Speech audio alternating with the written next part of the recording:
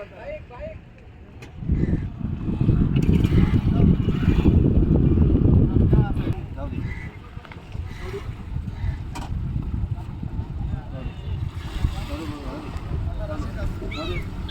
ठेवा, सरळ सरळ. हां, जाऊ दे सरळ. हां, बरोबर.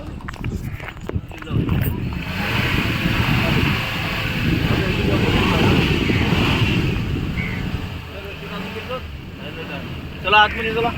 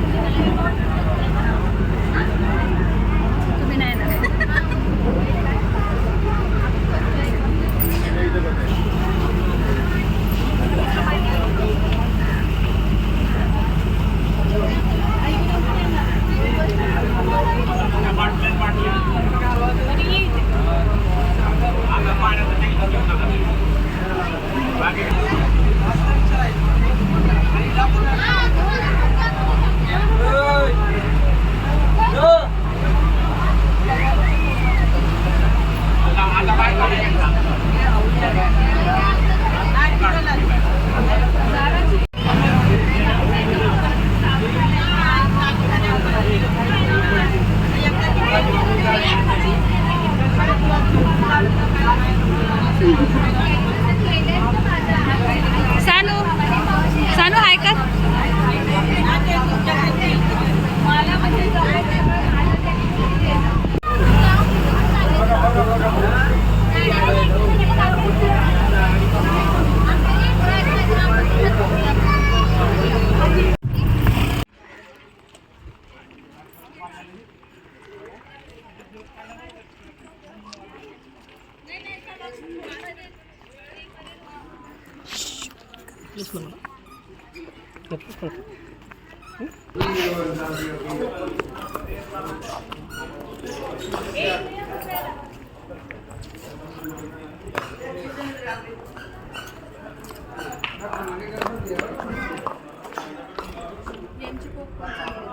हे छान होते.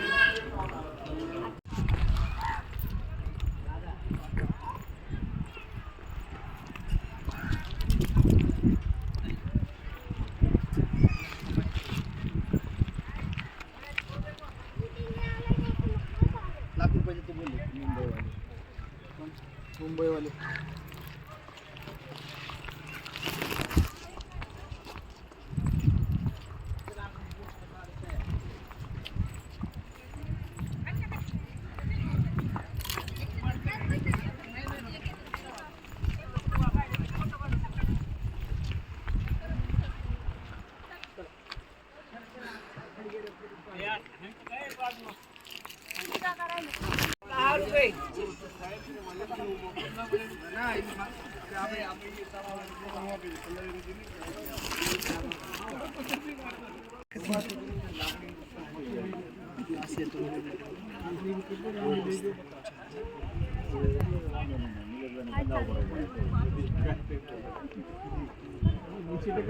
यूपी बोट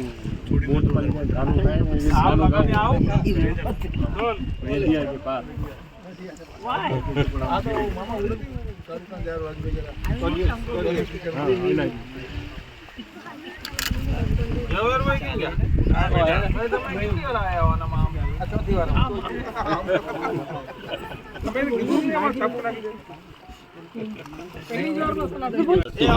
हमारा 13 जन है. ओके 13 जन दे दो सर. ऊपर करते हैं 13 जन. बोलो हाथ ऊपर करो भरत भाई. भरत भाई बापू बापू नसीब पाड़ो. क्या करो यानी कि पौना घंटा. अब पौने घंटे में बोलेगा तो आप लोग 22 एकड़ एरिया घूम नहीं सकता. इसमें क्या है 14-15 जो पॉइंट है मेन पॉइंट है ये 45 मिनट्स में हो जाते हैं. लेकिन इसका मालूमात एक गाइड के ज़रिए पता चल जाता है सर. लेकिन सर अंदर का गाइड जो बोलेगा ना तो अभी फ़िलहाल बोलेगा तो बंद है. तो वही मालूमात हम लोग क्या करता है नाव में बताता है कैसा जाने का कैसा आने का. हर रास्ते का मालूमात भी देता है और 950 साल का इतिहास भी पता चल जाता है सर. लेकिन सर जिस वक्त अंदर गाइड करता था सेपरेट गाइड करता था उस वक्त चार्जेस करता था. यानी कि एक कपल एक फैमिली 8-10 का जो ग्रुप बनेगा इससे चार्ज करने का.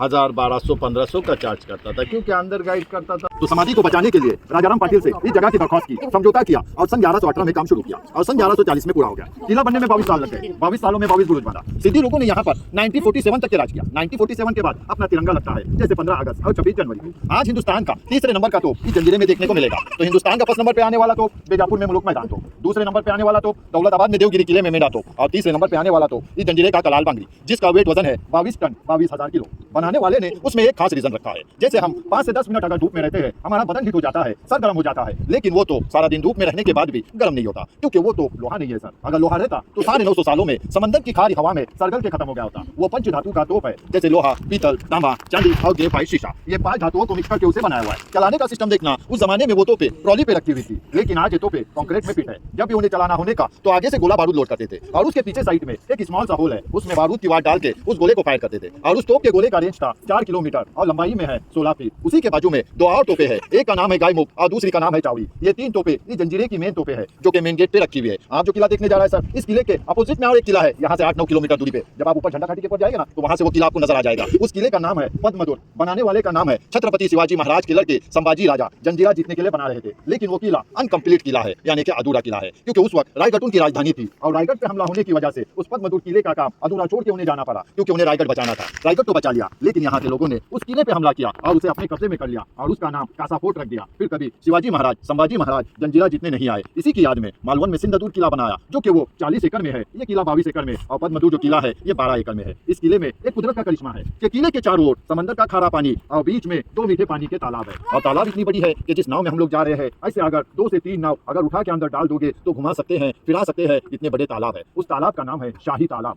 वही शाही तालाब के हफ राउंडिंग में सिद्दी ने अपनी बीवी जुबेदा खान के लिए एक महल बनाया, जिसे शीश महल कहा जाता था, और उसमें 7 रंग की शीशे लगी हुई थी। जब भी सूरज की रोशनी उन शीशों पे पड़ने की, खुद ब खुद तालाब का पानी 7 रंगों में दिखाई देने का, यानी कि रेनबो की शक्ल में। इसीलिए किसी को भी बकेट डालने की इजाजत नहीं थी, अगर कोई बकेट डालेगा पानी हिलेगा, रिफ्रेशन चला जाएगा। इसीलिए तालाब के साइड में लोगों को पानी ले जाने के लिए 2 कनेक्टिंग गेट बनाया। आप लोगों ने पूना, खंडाला या और कहीं आते जाते वक्त देखा होगा, जो पहाड़ खोद के जो टनल निकाला हुआ है, उसी तरह जंजीरा में भी समंदर के 60 फीट नीचे से सामने वाली गांव में टनल निकलता है, जिसे मराठी में भोयार कहते हैं। और ये भोयार कहाँ निकलता है? देखो समंदर के किनारे 2 सफेद मीनार दिखते हैं, नारियल के झाड़ दिखते हैं, उसके पीछे को बड़ा सा दीवार टूटा हुआ दिखता है, बड़ा सा गेट, ये वहाँ पर निकलता है। यानी कि उस जमाने में वहाँ पे वो हाथी महल हुआ करता था, इमरजेंसी बनाया। अगर इस किले पर दुश्मनों ने चारों तरफ से अगर अटैक कर दिया तो बादशाह अपनी फैमिली और प्रजा को इस पानी के रास्ते से लेके सामने वाली जमीन पे निकल जाएगा। आप लोग जो किला देखने जा रहा है सर, इस किले का गिनीज बुक में नाम आता है। इसका 3 रीजन है। सबसे पहले तो नाव से है, अब कहीं से भी दूर से देख लेना, इस किले का गेट दिखाई नहीं देता जब तक कि अपना नाव इस किले के गेट के 10 से 20 फीट करीब नहीं आता। गेट तो इतना बड़ा है कि 200 से 250 लोग खड़ा रह सकता है, इतना बड़ा गेट है। दूसरा रीजन, किले के चारों ओर समंदर का खारा पानी और बीच में मीठा पानी। और तीसरा रीजन, आज हम घर बनाएगा, मेंटेन नहीं करने की वजह से हमारा घर 60 से 70 सालों में गिर जाता है, लेकिन इस किले की तरफ देखना, करीब जाके समंदर की लहरें टकराने से पत्थर को डैमेज कर दिया, लेकिन जॉइंट ने अपनी जगह नहीं छोड़ा, क्योंकि इसके जॉइंट में अंबोजा सीमेंट नहीं है। इसके जॉइंट में 5 चीजों का इस्तेमाल है। समंदर की रेत है, गुड़ है, नमक है, चूना है और ग्रेफाइट शीशा है। और सबसे मजबूत इस किले का जो फाउंडेशन का जो पत्थर लगा हुआ है, ये इंटरलॉक सिस्टम में लगा हुआ है, जैसे कि एक पत्थर को बीच में होल होने का, दूसरे को पॉइंट होने का, जब तक ये लॉक टूटेगा नहीं, पत्थर हिलेगा नहीं। इसीलिए तो ये किला 950 साल के बाद भी समंदर के बीच में खड़ा है, क्योंकि उस जमाने में सर कॉलेज नहीं था पर नॉलेज था। अब कॉलेज है पर नॉलेज नहीं है सर। देखो मैं आपको रास्ता बताएगा, जो रास्ता बताएगा ना सर, अगर वो रास्ते पे जाएगा ना तो पॉइंट टू पॉइंट घूमेगा, अगर दूसरे रास्ते पे चला गया तो सिर्फ भारी खंडर देख के निकल जाएगा सर। तो रास्ते का मालूमात सुनने का सर,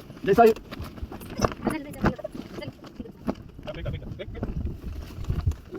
रास्ते का मालूमात सुनने का सर, जैसा ही किले में आप एंट्री करेगा ना, आपको व्हाइट कलर का समाधि नजर आएगा सर। चला जाएगा, एक पत्थर का ऐसा सामान जैसा है, वॉयर टाइप में, उसके अंदर चला जाएगा।